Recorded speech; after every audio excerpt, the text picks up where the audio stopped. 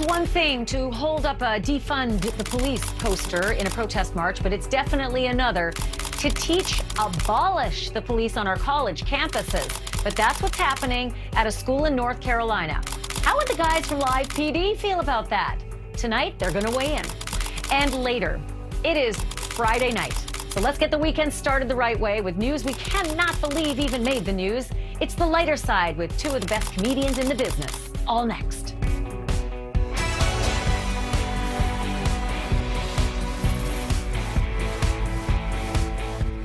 It is Friday night, and that means a visit from the Live PD law enforcement officials who know firsthand what it's like to be on the front line policing in America. So joining us tonight, Chief Jim Smith of Monessen, Pennsylvania, not on Live PD, but sure knows about it, and the face of the American Sheriff Network and a big Live PD star, Sheriff Mark Lamb of Pinal County, Arizona. Gentlemen, welcome to both of you. It's good to see you. Thank you, Ashley.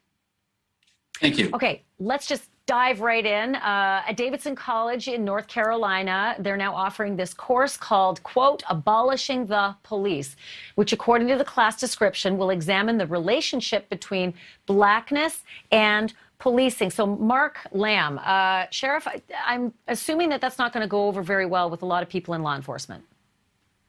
No, it's not. And we shouldn't be surprised that a college is teaching something like this. Look, they've been indoctrinating our youth for a long time. It's starting to rear its ugly head in our society. They need to get back to educating as opposed to indoctrinating. This is a terrible idea, but I'm all about the First Amendment. Look, if they choose to teach that and a student chooses to take that class, you know, I'm disappointed they would teach that, but in the end, it's a First Amendment right to be able to do that. Now, if they force people to take that class, that's a different issue. So it's, to my knowledge, there's no force. It's something you can definitely choose to take. But definitely, Chief Smith, I want to read a little bit about it. Apparently, they're going to incorporate Black and feminist theory into the course. And this is what the description actually says. It will enlist Black political and feminist theories and social political philosophies to critically examine and think through issues of race, criminalization, incarceration, police militarization, predictive policing, surveillance, and domestic security. You know, some people might say some of those things should definitely be looked at, but is it possible they might be leaving some things out? In this line of work, everything should be looked at. We should take the opportunity to examine everything that we can do to make our men and women of law enforcement better. I don't think abolishing the police is going to solve anything, but throughout that course of studies, which every student has the right to take if they want to, maybe some new ideas will be formed. Quite frankly, I have enough faith in the next generation that they're going to take the class and look at it and say, well, this is, it's going to do the opposite. We need our police. This is a dumb idea. Yeah, it's certainly being met with lots of criticism as well. Okay, switching gears, an update on a story that we've been following. If you recall, Andrew Brown, he was the black man in Elizabeth City, North Carolina, who was about to be served with arrest and search warrants, but things went totally south. Brown ended up being fatally shot by the police, and the estate of Brown has now filed a federal lawsuit alleging that the deputies violated his Fourth Amendment rights by using excessive force while they were serving those warrants. So take a look at this piece of tape. Go, go, go, go!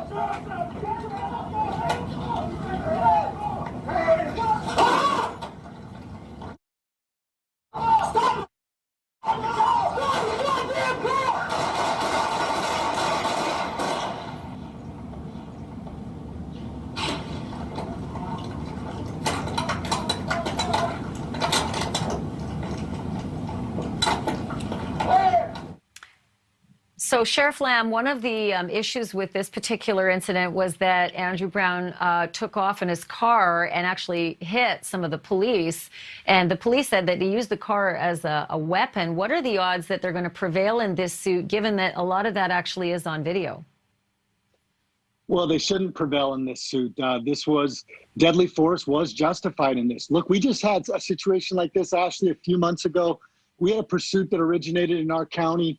It went into a couple different other jurisdictions. To make a long story short, we caught this guy at a car dealership. He grabbed the car from the dealership, came out, We fired shots at him. He actually struck one of the officers, killing him, struck a second officer from another agency and put him into the hospital. And I believe he's still in the hospital. So I heard the family say that nobody could be hurt by this. That's absolutely not true. Vehicles are oftentimes used as deadly weapons, and they are very effective. And now we have just for example, we have that police officer out here whose family now lost him, and that agency has to go through the grief of losing one of their own. Yeah, in this, I remember one of the officers saying that he ended up on the slightly on the hood of that vehicle, and then you can see the vehicle actually slamming into what would be another police car that had to race out of the way. And I have seen many cases where cars are used as deadly weapons. I'm going to switch gears again, and here is a quote that is heartwarming and heart-melting at the same time. I want my daddy. Those were the words of a 6-year-old girl in the arms of a Louisville police officer named Jason Burba after he and Sergeant Joe Keeling foiled an attempted kidnapping of that 6-year-old. I want you to take a look at the body cam that's just been released, and hold on to your hat.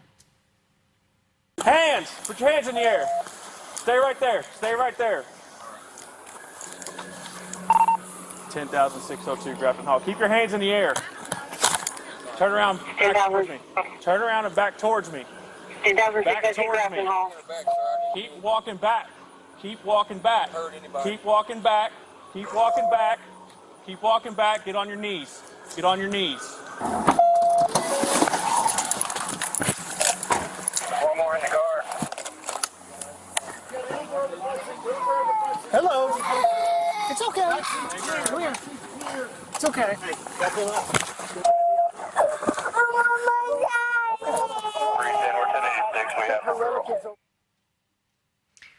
Okay, so that just gives me goosebumps, given the fact that she is safe. Here's what happened. That 40-year-old suspect, Robbie Wilt, had allegedly snatched her while she was on her bicycle. He was arrested within minutes because one of the neighbors witnessed it, got a partial license plate, and called the police. Wow, Chief Smith, this has got to be one of those things that just makes you feel like coming back to work every day. Yeah, kudos to the Louisville guys on a job well done, and thank you to the neighbor for being a great witness and wanting to get involved. Unfortunately, there are feel-good stories like this in policing every single day in our country. There's a lot more feel-good stories where we're out there doing the right things. And officers don't get recognized on a daily basis because it's expected of us. But kudos to the guys down in Louisville. That was a great job. Great job. Yeah, well, that's why we're doing this, because while there are lots of criticisms, there are also these great stories. And I do agree with you that not a lot of media is showing both sides. That's what our network is all about, showing both sides of these stories. Okay, now to Phoenix. This is a really tough one. It's going to make you really think. To put it bluntly, police shot an elderly man in his own home. And I know that certainly makes for a headline, but at the same time, it's really hard to understand how they could have done anything else, because they were responding to a burglary alarm when all of this happened. I want you to take a look at the body cam video that's just been released. My worry is elderly couple. Right, just can't hear Might anything not be that's able to going hear on. us. How loud were we? Phoenix Place! Just worried about going in there and giving Nina a heart attack or some more of that with a gun. Right, just some homeowner that's hearing impaired. Oh, gun! Gun! Phoenix, please drop the gun! Drop the gun! Drop the gun! Dude! Why did you shoot me? You're shooting at us. Huh? You shot at us. Because you broke into my house. Okay, so the clear, I guess the benefit of hindsight and the clarity is that the 77-year-old homeowner actually did fire his gun first. He had said that he has a hearing problem. Why did you break into my house? But to be fair, the officers never did. They never did actually enter the house. They saw inside the house, and there was a naked man holding a gun who refused to put it down. A neighbor, Sheriff Lamb, actually said he heard the police order the man to drop the gun around 20 times. Is there anything they could have done differently here? No, I mean, everything I'm seeing, obviously we're not seeing everything, but what I can see here, it looks like they did a good job. They announced, they tried, they were very cognizant of what they might encounter, a war vet, somebody in a woman who's afraid. They encountered a confused homeowner. And, I think that they were forced to use the appropriate force to neutralize the situation. Look, bad things happen in this profession, Ashley. Everything doesn't always work out perfect in this world. And unfortunately, the critics would want to believe that everything can and should. And that's just not the case. I don't know what the outcome, whether he lost his life or not.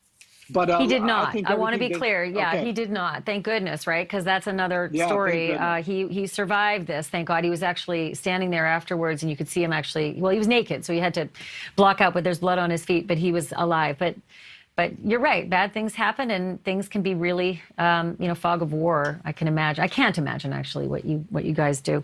All right, switching gears. It was pitch black at 10:20 p.m. when officers from the Ohio State Highway Patrol were finally able to find a young boy who suffers from autism and had wandered off into the woods and was missing for 11 hours. Just imagine what his family was going through.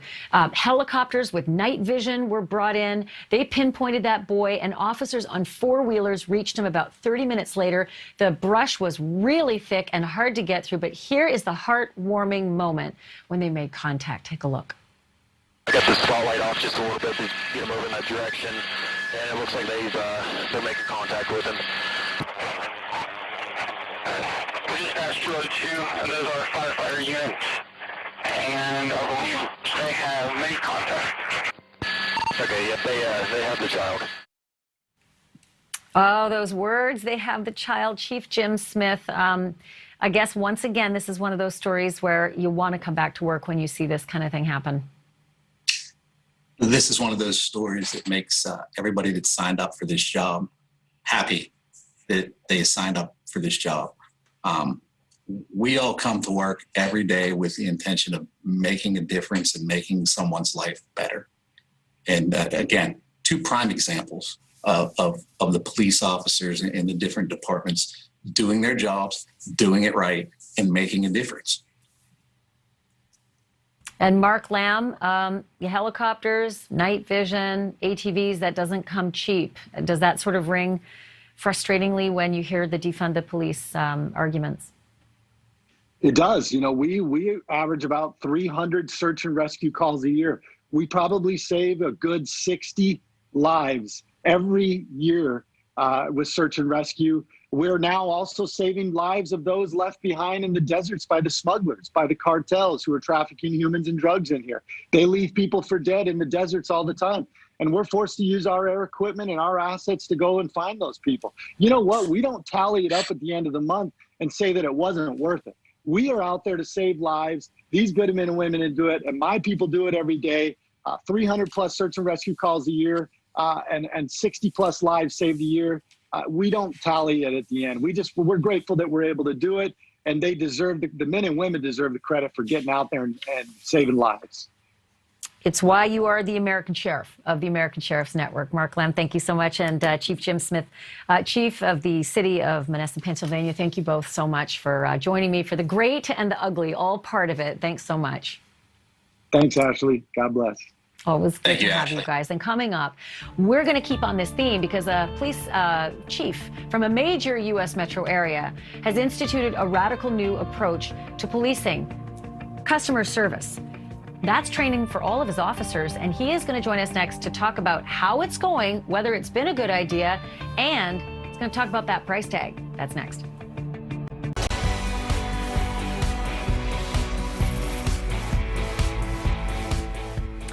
There is a new sheriff in town, or to be far more accurate, a brand new chief. Chief Johnny Jennings of Charlotte-Mecklenburg has some very progressive ideas for his officers, and they include hiring a consulting firm that specializes in customer service to help improve his officers' relationship with the public. Joining me now is Charlotte-Mecklenburg Police Chief Johnny Jennings. Chief Jennings, it's so good to see you. Thank you for doing this. Thank you. I appreciate you having me. So the first thing that happened when I heard the news a couple months ago was, wow, customer service, that's unusual. I can see the good and the bad. How much of each are you seeing? I'm seeing a little bit of each. Obviously, what we're talking about here is a cultural change within not just CMPD, but something that I think is much needed across the country in law enforcement profession in general. So obviously, when you deal with something like that, there's going to be some natural pushback with people who are set in their ways and that may not believe in the concept, but it's my job to make sure that I sell that to them. So one of the cons was the $60,000 price tag, I think, from the, I think it's called the DeJulius Group. I might not be pronouncing that right. But some officers said $60K, dang, we could use that to, you know, find and recruit new officers. The attrition rate is killing us. We need morale boosting. What do you say to those officers who need other things, they say, than customer service training? You know, every bit of that is legitimate concerns, and every bit of that is addressed in things that we will do. But $60,000 you're talking about is minuscule in what return we get back. I always tell our people that the cost of not doing this would be much greater than $60,000. So I really think we have a bargain here for something that we are going to create within our own organization and push forward and change culture in a way that improves us. Not saying that we didn't provide good customer service or that we were bad in this area, but it's to say we're now going to focus on it and be intentional about it, and it's going to make us a better agency. So I'm curious about what customer service actually looks like. I know that the DeJulius Group has like Starbucks and Worldwide Express and Domino's Pizza, Celebrity Cruise Lines as part of their clientele. But police business is so different. It's not hotel management or waitering, as you know. Pretty much everybody who gets stopped by the police isn't happy about it, right? So what does customer service actually look like? Yeah, and you're correct. Most of the time, police officers are dealing with individuals when they're having their worst day or maybe even the worst times of their lives. Customer service experience, really, it's more of CMPD service that we want to have better outcomes with the individuals that we come in contact with.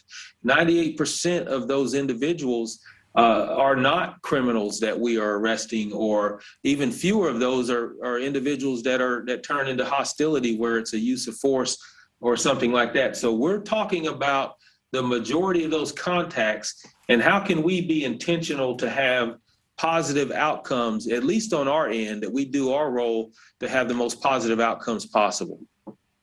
So Chief, you know, it's not lost on anybody watching this that the last year plus since the death of George Floyd has been wrought with Black Lives Matter protests saying defund, abolish the police, you know, do away with the police, etc. And then along, you know, comes you and says, all right, we're responding. We're going to do some customer service here. And that started in April. So May, June, July, here we are a couple months later. Have you had any feedback from Black Lives Matter leaders or civic leaders or the Black community saying, working out? Yeah, and it has been, it hasn't been negative feedback, which is, to me, that's very good for the most part. But a lot of the feedback I'm getting from those organizations is, why not? You know, let's try something new. At least it's something that's a breakthrough innovation that we're trying to do instead of looking at things how we've always done it and trying to do more of the same. So that's really a lot of the feedback I'm getting, and that actually is encouraging to me, that it's more of a wait and see. Let's see how this goes, and let's see if it's something that turns into a positive thing for policing. You know, people who support the police say there was just so much knee-jerk reaction, you know, after George Floyd, but before that as well, because there have been plenty of incidents involving unarmed African-American men who die, you know, during a police interaction. But the pushback has been, wow, defund, abolish, that's nuts. Crime rates are soaring. And, you know, the segment before us with live PD officers, we do that every Friday. They got wiped off the air completely in this pushback. I'd love to get your thoughts on that idea that, you know, a show like Live PD that featured officers at work got thrown out. Should it have? Was it doing a public service, or was it doing the opposite in your mind? Well, I think that was a very tough decision that had to be made at the time. It's it's one of those things, of course, is not my realm of expertise as to when to air something and when not to. I do know that show did highlight officers in the actual job at the time that it was occurring, and a lot of people had a great interest in that.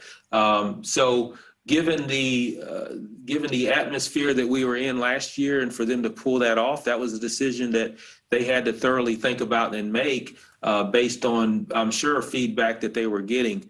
I do believe that was a temporary thing that we'll come back and see later on. But whether it was a right decision, that's something that they had to judge for themselves. So like Texas said, forget it. We're not going to have any police followed by live cameras, no matter what the show.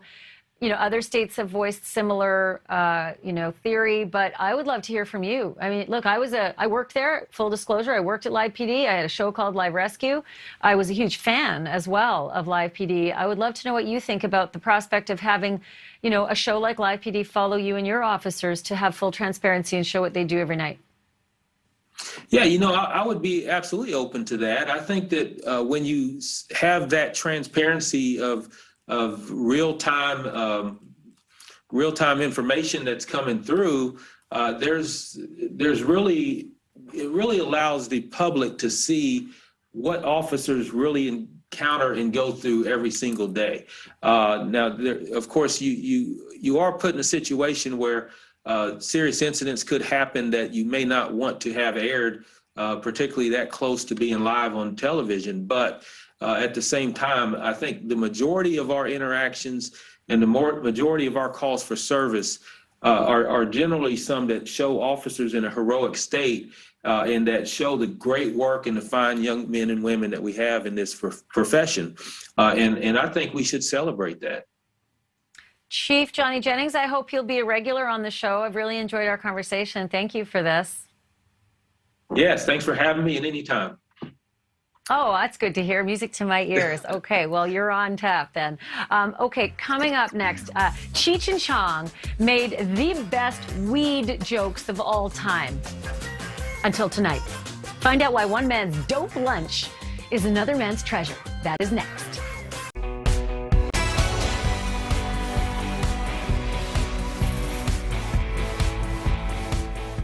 It is Friday night, so that means it's time to take a big exhale and start the weekend off right by taking a look at the lighter side of the news.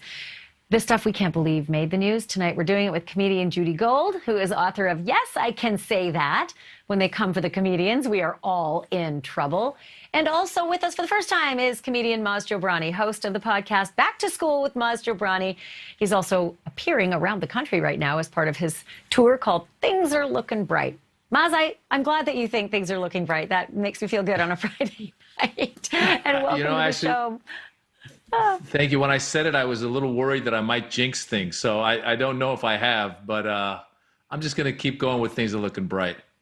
Oh, I thought you were just high. Oh, my mistake. Okay, let's just kick things off right away and talk about the FBI and the DOJ because, man, that's funny. Those two agencies are continuing to hunt down the people who participated in the January 6th Capitol riots. And one such example is a QAnon fella, a conspirator named Douglas Jensen, who, well, let me just give you Stephen Colbert's take because it's hilarious. Take a look. Last and possibly lamest, QAnon conspiracy peddler Douglas Jensen seen here challenging Capitol Police to a dance-off. Bring it! Jensen is facing charges including assaulting police officers, civil disorder, and entering a restricted building with a weapon. Like a lot of these idiots, he posted a video of himself at the insurrection. Unlike a lot of them, he didn't know exactly where he was. Here's Jensen filming himself at the Capitol building. This is why we're here.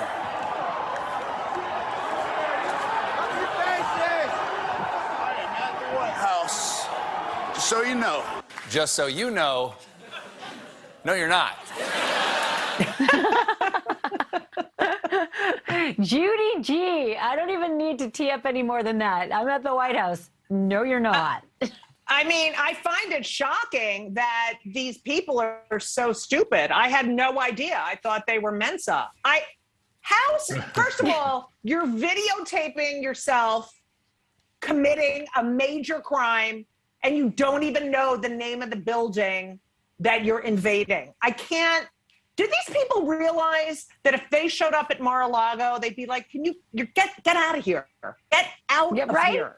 You know? You're not welcome. You're not welcome here, Maz. It goes even further than that. It's not just Douglas Jensen who, said something that dumb. His lawyer actually used this as proof that his actions were not premeditated because, and this is according to his lawyer, I'll quote him, he had no basic understanding of where he even was that day. Maz, are you kidding me? You have to get your lawyer to reiterate it in court after you iterated it on video. The excuses have been crazier and crazier. Early on, a lot of these people were making the excuse. They said they didn't mean to storm the Capitol. They got caught up in the moment. I don't know if you heard about that one. And I don't know about you guys. I've never been outside of a bank using the ATM machine, had a bank robber run by me, make eye contact, be like, let's do this. And then end up in front of a judge and be like, Your Honor, I got caught up in the moment. I don't know what happened. I was going for 20, decided to go for 20,000.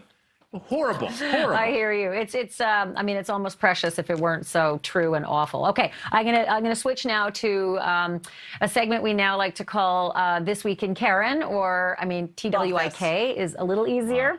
I'm gonna take you to a Victoria's Secret store in Short Hills, New Jersey, because New Jersey. There was a disagreement between a now professed Karen and another woman, but the Karen did not like being recorded, and this is what happened next. Take a look. Oh God, no, excuse, now you are, oh my God. Oh my God. And now she starts to realize she's being videotaped. She had tried to hit the woman holding the phone. And then when she started to realize, like, oh, dang, I know what happens next when you're on video doing this stuff, the waterworks totally kick in. Take a look. Do you see this? Oh my God, I never thought nothing like this would happen to me. She just tried to run and hit me. I just came to get my free panty. You know how you get the coupon in the mail? And I got to pick up my Converse boots from Nordstrom's. I don't know why this is happening to me.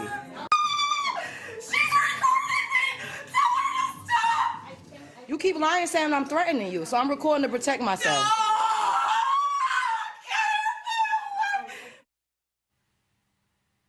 She just came to get her free panties, and then all of this happened, Judy Gold. I cannot compute. Ashley, I hate to say I grew up in New Jersey, and Short Hills is one of the wealthiest, most upscale. That's like the mall. You know what I mean? Like, even the woman who's recording is like, I thought this was like the safe mall. Here's the thing. I have to say the narration, if you got to listen to the whole thing, because the woman narrating is hilarious. She's like, I just want my panties. I just want panties. And if you look at the people in the store, they're just like going about the woman is screaming and they're like, yeah, I want to return this. I mean, it's ridiculous that this is like normal behavior. Yeah, no one reacts. Funny, Maz. It's just like, yeah. Maz, I'm not sure if you know what it's like to get your coupon for something called period panties. I don't know that you've ever done that, but that's apparently what the victim here was doing. She wanted to get her period panties, and apparently she wasn't too broken up about any of this because she just keeps on chatting away with the sales clerk about I want my old product here. I just literally cannot get my head around this. You know, there's a couple of lessons to be taken. First off, I've never gotten the period panties, I'll be honest with you. But I've gotten a coupon, and you get excited. You get a coupon, you're like, this is going to be a good experience. I'm guaranteed a couple dollars off. And this poor lady she goes there and runs into this young Karen. And first things first, because anybody watches the video ends up being a two-part video. It's about 10 minutes long. It's maybe even longer. So first lesson learned, everybody, if you're going to the mall, make sure you empty your phone. You need enough space to capture a slow, because she goes down slowly. She's a very slowly melting Karen. You need to be able to capture what's to come. Secondly, where is security? This panty lady keeps saying, call security. Security doesn't show up. It's like 15. Look at how slowly. I think. I mean, if this came out, this was like performance art. I'd believe it. The way she just went down was very much. But I'm a big I will say soccer this. fan. You know. I have had days like she's having, and it's usually at the fault of my children, whom I mostly love. But I have melted down slowly and just felt like the whole world was collapsing. So I'm just gonna, give her that one, like, I'm with you, sister. Whatever's happening to you, I'm sure you've got your stuff to deal with. When we come back after the break, you guys, I don't know how can I big just fans say you one were. thing? Yeah, real quick. I just want to say I'm pretty sure that woman has her period or was getting her period.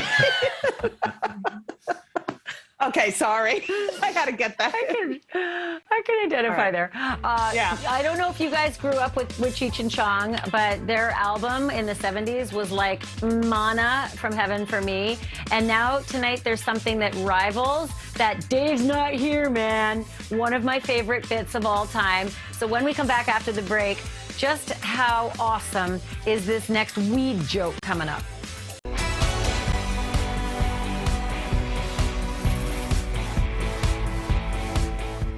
We are back now with comedians Judy Gold and Maz Jobrani. Okay, guys, they say there is no such thing as a routine traffic stop, and you just never know what can happen. And that was absolutely the case for a state trooper who pulled over a driver going 94 miles an hour. But during the stop, the trooper found the driver was choking. Oh my God. So I want to show you what happened next, or in this case, what comes up next. Take a look. All right.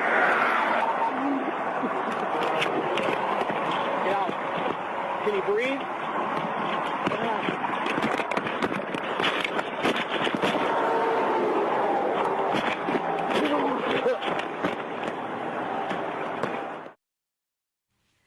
I don't know if you caught that, but something did come up, and it was a bag of weed.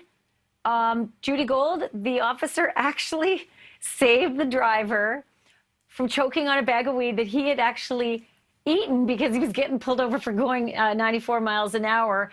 And I'm like, weed is like a misdemeanor. Why would you do this? I know, it's ridiculous. His parents must be very hard on him. I'm thinking that was definitely sativa if he was going 94, because if it was indica, he'd be going like 20 miles an hour. You know what I mean? But it's so ridiculous. Yeah, I don't know. I don't know. So Maz, like the first lesson is don't drive 94 when you have a bag of weed in the car, but also it's just a summons, fella. What's up with that? Like, why on earth do you think he would? It just totally brings me back to the Cheech and Chong thing, like where the guy's trying to flush every bit of drugs that he has down the toilet because someone's banging on his door saying, police, police, and it's his friends.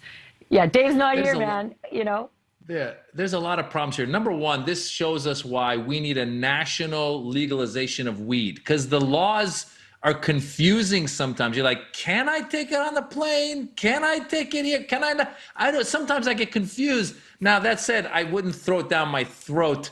If anything, you got to smoke it. He should have just kept going for a while, lit it up, smoke it for a half an hour, whatever it takes. And, he would have been high. That's it.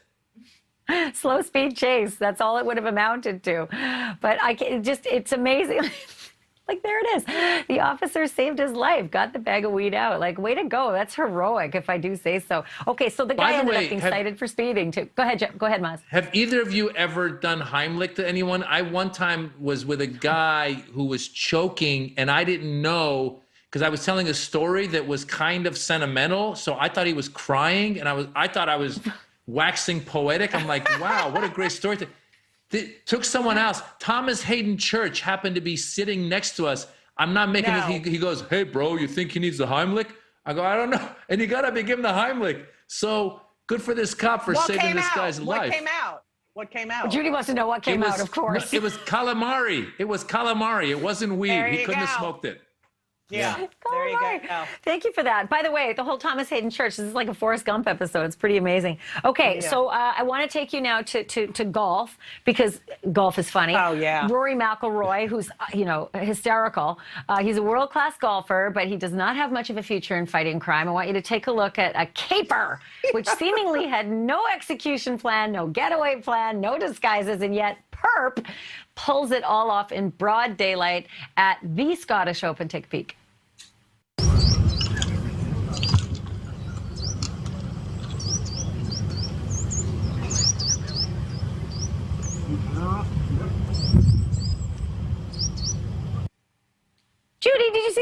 literally it's just so himself. funny. And you know what's amazing? They use the same security company as the Short Hills Mall. Because they flew to Scotland, right? They're so sought after. They brought him to Scotland. It's the guy is so nonchalant, and they're just like, "Wait, what?" You know, it's just people. I'm telling you, this pandemic has everyone is just nuts. That we've been inside too long. It's just I don't know. I find it to be It's hilarious. crazy. Maz, I just off camera, you can't see it, but the guy apparently started to take a couple of practice swings at the club before someone stopped him. Of course he did. First of all, let me tell you, golf is such a slow sport. Any other sport, when someone like runs out on the field, they run out on the field and then they get chased. This guy just strolls out there like it's no big deal, grabs the thing. By the way, as a Middle Eastern American, I got to tell you, this is the ultimate white privilege. This white guy walks up, grabs the club. Everyone's like, oh, he must be a white golfer. I guarantee you, if the guy were dressed with like a turban or something, they'd be tackling him. They'd be deporting him. This guy just, no big deal. All he's missing is like a Long Island iced tea in one hand and just like, hey, fellas, playing through. It's like the preppy escapade. Okay, so switching gears, this past weekend, I bet you guys watched it. Well, Richard Branson just catapulted himself 53 miles up above the Earth's surface. That technically puts you in space, makes your hair go flying around. The launch puts him ahead of Jeff Bezos and Elon Musk in the billionaires look at me role as they plan their own private launches too. But I loved Jimmy Fallon's take on The Tonight Show. Take a peek. Branson's trip to space only lasted about 4 minutes, which is honestly pretty good for a virgin. And it was a pretty cool moment. I was a little surprised by that one part, though. Did you see this? Watch this. 3, 2, 1. Release, release, release. Ignition. Good rocket motor burn. Everything's looking really good in the state. Just a little. Judy, I mean, first of all, I love the clearly Branson is so smart in the marketing that he's got the shot that's beautiful of Virgin as it's being released, but then, Jimmy Fallon just outdoes him. All these billionaires, what do we have? Him, we have Bezos. Who's the other one? Musk, that they're all in a big... Musk, yeah, Zuckerberg. Elon Musk. I'm going to say they all... Elon's going for it. Zuckerberg has not announced that he wants to do that. Maybe he doesn't drink. I don't know. But you're right. Like, what is with the billionaires battling for this? Right. I'm going to say they have very large bank accounts and maybe some other small things that they need to overcompensate for. I was going to say, but Zuckerberg kept it very grounded, or just slightly grounded. I don't know if you guys saw what he did over July 4th weekend, but his big media moment was a lot cheaper. It was one of those electric foils. Do we have that video? It's pretty awesome. The electric foil that Zuckerberg did. But he's only like a foot off the ground. Right. These guys, first of all, the fact that I learned something. I learned that 53 miles gets you to outer space. I didn't know that. I thought outer space was a lot further. So just letting you know, I was like 53 miles. That doesn't seem that far. I could maybe. That's like a gig for us. Yeah. That's what I'm telling you. That's like going from LA to Irvine. I get there. That's number one. Number two, these poor guys. I see like therapy. You know what I'm saying? Like if they just could dig deep. You know how hard they had it as kids. They want to just blend in, and they don't even know how to blend. They don't even know how to be cool. They end up becoming so douchey in their efforts to be cool. Like they go right past cool to douchey. It's like, dude, there's a lot of other things you can do than getting up there with that. You know what I'm saying? Come on, use the money to help. They could be known, they could be heroes. They could be known for like putting clean water in Flint, Michigan. But no, I got to go into space for 4 minutes But I'll only speak on their behalf for a second. That is that I am hoping that what they did eventually lets me get that far away from my kids on a really bad night. So for that, I will call them heroes. When we come back after the break, you've heard of flying fish, but you have never seen the flying fish literally flying through the atmosphere that I'm about to show you. That's coming up next.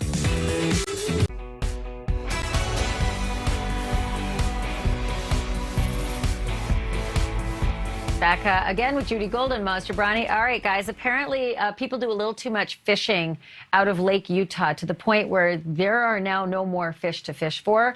And while it sounds like the plot of Moana, they are not searching for the magic medallion. Instead, the Utah Division of Wildlife Resources is doing this. They're loading thousands of fish onto a plane. No fish parachutes. Why, you ask? Because this.